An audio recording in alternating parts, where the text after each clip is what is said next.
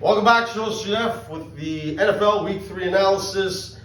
Let's get into it, guys. I'm going to try to keep it a little bit shorter. They've been going a little bit too long lately. So, Giants and Niners. Hey, like I said, I want to win some easy money. Giants, Chiefs, money line. That's where you got to go. Sorry, Niners and Chiefs, money line to beat the Bears and the Giants. That was the play, guys. Even if you're going to lose 4 times your money, sometimes you got to just grow a set. That's where you're going to win. Don't gamble too much, guys. Ricky boy. Anyway.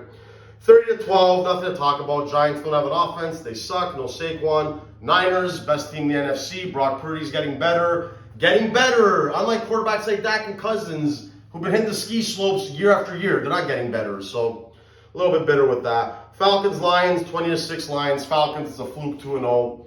You don't have the quarterback. You don't know how to use Kyle Pitts. You don't know how to use Drake London. Get a quarterback. Ritter's not the answer. Chargers and Vikings, nobody gives a shit. But hey, good for Justin Herbert. Won a close game. He needed that, 28-24. Chargers D allowing 24 points. That's good for them. Both teams going nowhere. Saints and Packers, good for Jordan Love. Another guy I see ascending, but he's still young. Nice comeback win. Derek Carr hurts his shoulder. 18-17 Packers. First win at Lambeau. Good for the kid. Titans at Jaguars. C.J. Stroud, 37-17. This guy's putting up big numbers right away. That's a good sign that they picked the right quarterback. Trevor Lawrence, you've been struggling. You're supposed to pop this year and you haven't popped yet. You're getting the Tier 1 status, but you might get dropped to Tier 2. Pick it up. You got the weapons. You got the coach. No excuses. Dolphins and Broncos, 70-20. The Dolphins are rolling, and the Broncos... Sean Payton, shut your fucking mouth, because you're the problem too. It's not just Russell Wilson, but the defense overall is the major problem. That is a disaster, but at least Sean Payton's legacy is secure in New Orleans, and Russ is in Seattle. Dak, no legacy. At least Russell Wilson and Stafford have the Super Bowl, and now they're going downhill. My guy doesn't even have it. Anyway, had to get that out. Rough week. 27-3 Browns over the Titans. Yay, Deshaun, you beat a shit team. Moving on, Titans stink. Speaking of teams that stink, Washington, Sam Howell's not the guy. Awful game. You know who is the guy? Josh Allen. People, leave him alone. At least Josh Allen and Stafford play a man's game, unlike Dak that has to get managed by his court. Anyway, it's pathetic, by his coach. At least Josh Allen lets it rip. I'll stick with him all day long.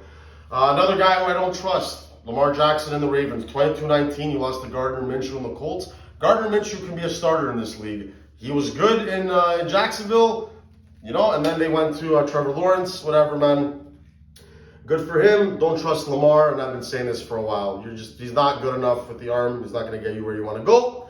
Speaking of going nowhere, the Jets and Zach Wilson lose 15-10 to the Patriots. Zeke, 16 carries, 80 yards, 5 a clip. My boy still has it. Jerry fucked up, especially now that Ronald Jones is out, or they cut him. You needed a power back, $6 million. What a move for the Patriots. Good for Belichick. Even though they're going nowhere, they don't have the offense. Panthers at Seahawks. 37-27. No Bryce Young. Andy Dalton's a shit backup. Put up a little bit of offense, but good for the Seahawks. Pete Carroll obviously made the right move with Geno Smith. Bumped them up to Tier 2. And they moved on from Russell Wilson. What a great move. Chiefs, Bears, 41-10. It's a disaster. You could see this coming from a mile away. The only reason they lost this year is when they didn't have Chris Jones or Travis Kelce. And Kelce scored on and off the field. Fuck Taylor Swift. I think she's overrated, but good for Kelce. He is not overrated. The Bears, they're in trouble, man. Fire the coach. I don't know if they're going to do with Justin Fields, but they're on the clock. Teams that are allergic to quarterbacks in our lifetime. The Lions, Washington, the Bears. Get a fucking franchise quarterback for once. So... and I'm a Cowboys fan, where you can throw us in there too. But at least we had Troy, and, Romo was all right. But Steelers, Raiders, Jimmy G, just a placeholder. They're on the clock. They got to get a quarterback. Steelers, Kenny Pickett, showing some signs still. I don't know about him yet, but they got the defense. They got the coach. I believe in Tomlin, so they're moving on. Double Monday Nighters. What do you guys think of this double Monday night? One starts at 7, one starts at 8. I think it's weird. Eagles 25-11 over the Buccaneers. This was a big moment for Baker. Didn't come through. I still think Baker's Tier 2. I think he'll do well in Tampa, but you got to beat good teams, brother, or you're not going to ever totally resurrect your reputation. Jalen Carter should have gone first overall. The Eagles, Howie Roseman. Got to tip my hat, even though I hate the Eagles, but I respect them, so good for them. Rams, Bengals, 19-16. Joe Burrow gutting it out with the calf injury, making it happen. Stafford, he's a gunslinger, but again, no Cooper Kupp. He's trying his best with Puka Nacua, Tutu Atwell, but at least he's a real gunslinger. He has the Super Bowl, so does Russ. Dak doesn't have it. I'm bitter about Dak, and that's week 3, on to week 4.